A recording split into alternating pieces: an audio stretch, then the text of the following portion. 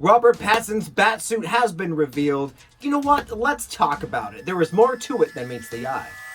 It sounds like it's a Transformer. Sorry guys, it's not a Transformer. You'll see.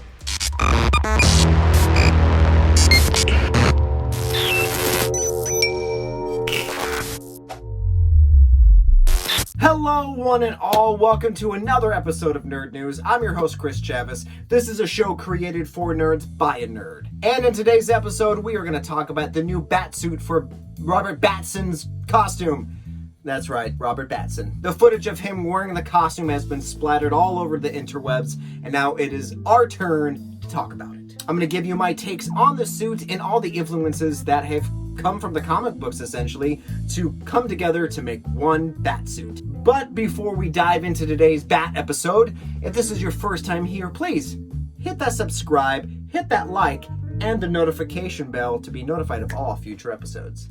So a few weeks ago, Matt Reeves, the director of this new Batman film, released the screen test on his Twitter page, revealing Robert Pattinson. As everyone out there in the interwebs saw this screen test, they asked the same question I did. Is that Daredevil?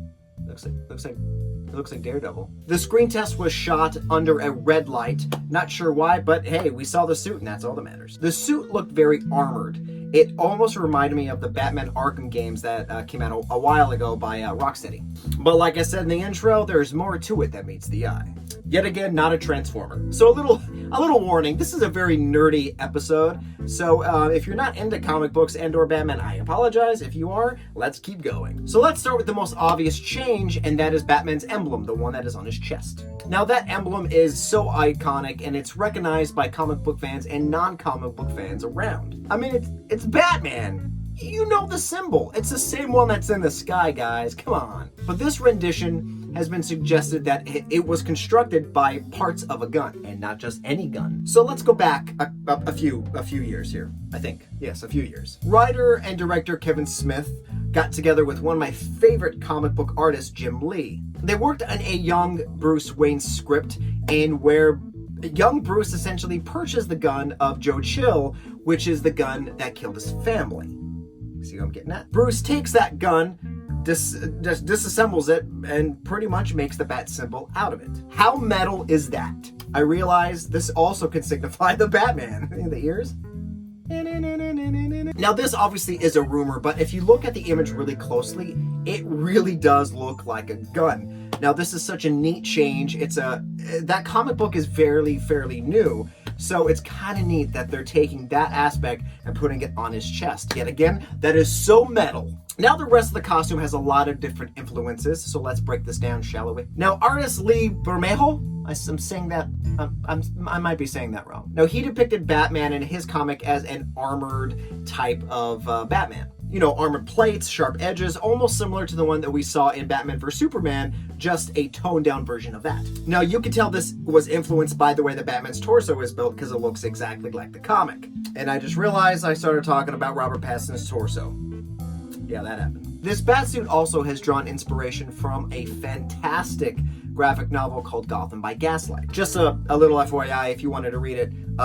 In that graphic novel, Batman goes up against Jack the Ripper. There's no other pitch than that. It is fantastic. Now, this rendition is very noticeable from the neckline that Batman has as the raised collar that goes all the way up to his mask. It sounds like I'm describing like the new Gotham fashion line or something. Now here we go. We got the greatest fashion sense in all the history of fashion, okay? We've got the popped collar, we got the silk shirts, we've got everything here in Gotham City. But this will probably give Robert Pattinson more of the, mobility to move when he's doing the scenes and action sequences.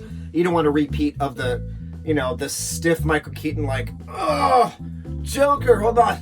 I can't bend down to punch you. Oh. Then if you move down to the forearms, you see that Batman has all of these crazy little toys that almost look like little needles. Maybe Bruce Wayne is a tattoo artist on the weekdays. Who knows? Now the weapons on his arms, the way that that's designed, is from a comic book called The Court of Owls. Yet again, another book you need to read. And around the bat suit off, you see him on a motorcycle with motorcycle gloves. That is influenced by the storyline 01. And in that storyline, Batman is young, he's left Gotham. There's a flood in Gotham City, essentially. And Batman comes back and he's like, well, looks like I'm needed Once again, oh, I'm a teenager. That's it. It's okay. I'm here to save the day. And essentially, that's the costume. Now, those set photos of Batman that you just saw, a lot of people saw that and they were like, that's not the Bat. Do you think that's the Batsuit? No. But you gotta remember, they're gonna fix it in post. They're gonna CGI the cape. They're gonna make it look shinier and cleaner. You know what I mean? It's just relax. But all in all, I'm really excited for this movie. Matt Reeves has done his homework. I mean, clearly, look how the Batsuit is put together. They're really, really good influences, and I applaud him for his choices. But let me know what you guys think in the description below. And I want to know actually, what is your favorite Batman costume? And guys, if you like my show, please check out my Twitter and Instagram account. I update those daily on all kinds of movies and casting news and all kinds of stuff, so that you can fill your brains with some awesome movie knowledge. And until next time, guys, I will see you on the same bat time and the same bat channel. I had to do that pun. I'm sorry.